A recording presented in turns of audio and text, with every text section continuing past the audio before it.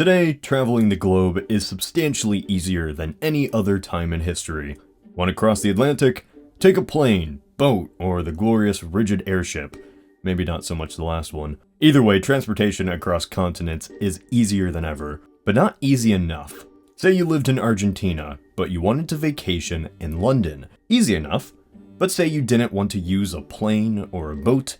No, you want to drive there. Impossible, right? After all, you need to traverse South America, North America, Asia, and Europe to reach your destination. Well, sadly right now this isn't possible using roads, but that might not always be the case. Today I want to take a look at what would need to happen for this trip to be possible.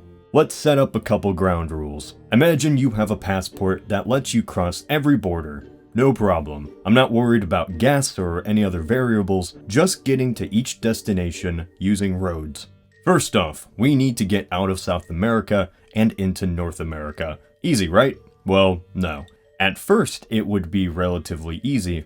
After all, the Pan-American Highway goes from Buenos Aires to Mexico. There is, of course, a mild annoyance in our path. Assuming everything goes right the first 3,200 miles to get up to Central America, we have our first major roadblock. That is to say, there are no roads. The Darien Gap makes vehicle transport nearly impossible. This 100-mile-long patch consists of marsh, swamp, and rainforest. Construction of a road would be an arduous task, to say the least. At the same time, locals in the area are against any construction, fearing the loss of their homes and culture. As well, many fear that deforestation and cattle disease could spread due to connecting North and South America in this way. Okay, so no roads. We just power through it, right?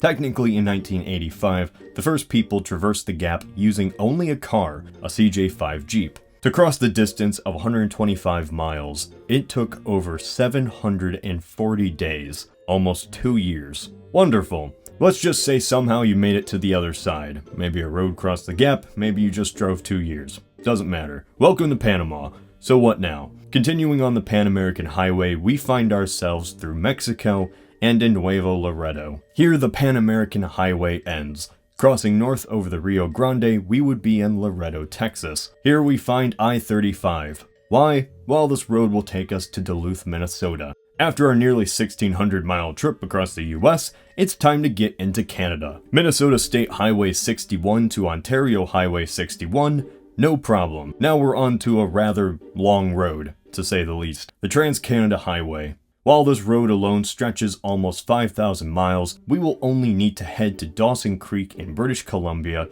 before we get on the Alaskan Highway. This 1,400 miles of road was constructed during World War II for the purposes of national security. This gets us to Delta Junction in Alaska. Here is where another issue arises. It isn't uncommon for Alaskan cities to be isolated from other cities via road. And what is our next intended destination? Nome is no exception. The nearly 600-mile span to Nome from Delta Junction would require a 500-mile expansion to Alaskan Route 2. While this has been proposed, the price tag, well over $2 billion, doesn't make it seem too likely in the near future. Okay, so let's assume somehow we made it to Nome. I don't know, maybe some dogs pulled the car for us. We are here. Now all we need to do is get to Russia.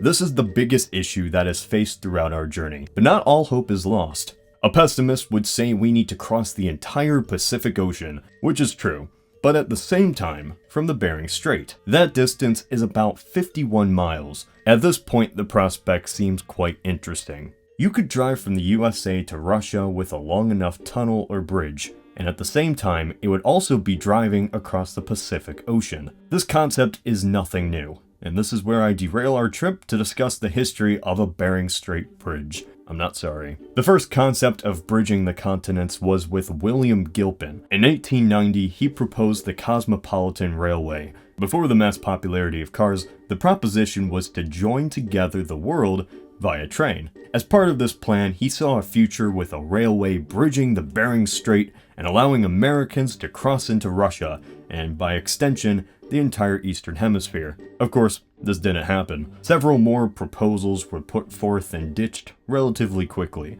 This all changed in 1905, when Tsar Nicholas II planned on a tunnel spanning the strait at a cost of $7.7 billion, adjusted for inflation. With World War I and the Russian Revolution, these plans were sadly cancelled. During World War II, as the Alaskan Highway was being made, plans were originally set to construct a bridge, but whether this would have been for the general public is unclear. With the dawn of the Cold War, political animosity became a far larger hurdle than the strait itself. But with the fall of the Soviet Union, the possibility has arose again of a road to bridge the gap. Pun definitely intended. Concepts have involved making artificial islands off the coast of each continent to high-speed rail lines, but honestly none seem likely to happen in the near future. It has been reported that Russia supports and intends to complete a $100 billion tunnel project. However, even if this is constructed, surrounding roads to Nome would need to be completed as well. At the same time, it's entirely possible the tunnel is just a railway and no way to drive through. Even if everything works out, it's over 1,200 miles to Kolyma Highway without major roads to take us there. So you'll have to wait for construction on a major road or highway to get beyond northern Russia. Let's assume we've made it over the Bering Strait, and now we're traveling the vast Siberian landscape. Where do we go from here? Ideally, we head to Yakutsk. With winter temperatures usually below -30 degrees Fahrenheit, it's probably best to plan this trip during the summer, where we don't have to deal with thousands of miles of these conditions. From here, we are, luckily enough, stuck again.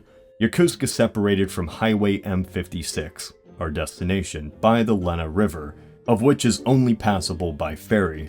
But at the same time, we're in luck, as a bridge is actually scheduled to be constructed in the next few years. Oh boy.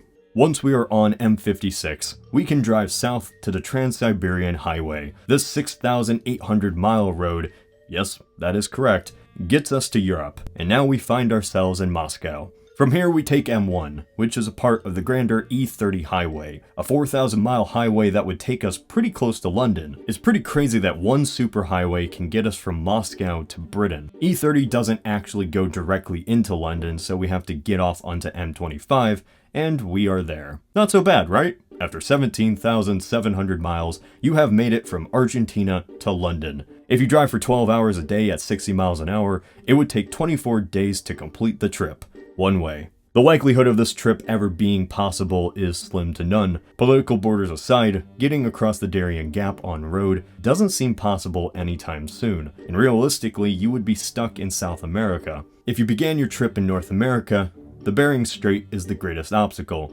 but you would be foolish to ignore the massive Siberian wilderness that awaits you on the other side. At the same time, it's pretty interesting to think that just with a few construction projects, albeit massive ones, you could potentially travel from South America to Europe by car. Will it happen anytime soon? Definitely not. But we can always hope. This is Cody of Knowledge Hub.